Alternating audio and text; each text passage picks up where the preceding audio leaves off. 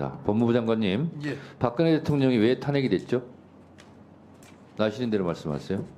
여러 가지 사유가 있는 것으로 알고 네. 있습니다. 헌법수 의지가 없다 하여 헌법재판소에서 인용이 됐죠. 기억하시죠? 예. 네. 대통령도 죄를 지으면 죄를 물어야 되죠. 다만 현직 대통령 기간에는 내란이나 외환 등 군가 중대범죄가 아니라면 형사소추를 잠시 미루는 거죠. 임기를 마치면 법률 위반 같은 경우는 조사를 받아야 되겠죠? 그렇게 알고 있습니다. 네, 그렇게 알고 있는 게 아니라 그렇습니다. 예. 자, 대통령 기록물법상 김건희 여사는 면책 사유가 된다는데 그 이유가 무엇이죠? 국민의힘에서 주장을 합니다. 김건희 여사는 대통령 기록물법상 죄를 물을 수 없다. 그 이유를 알고 계십니까?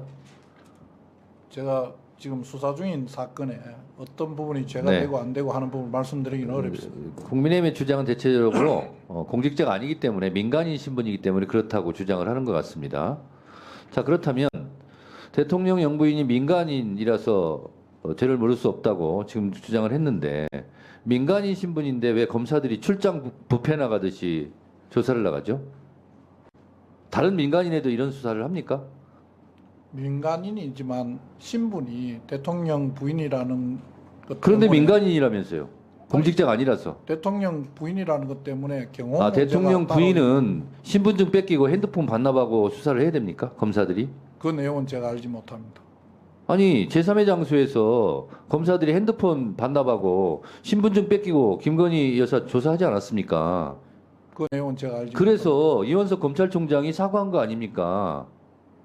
이원석 총장이 사과를 한 내용에 본인이 원칙을 어겼다는 부분에 그게 뭐냐면 무엇인지를 모르겠어요. 예외도 특혜도 성역도 없이 김건희 여사를 검찰청사에 불러서 조사했어야 했는데 출장 뷔페 나갔기 때문에 사과한 겁니다.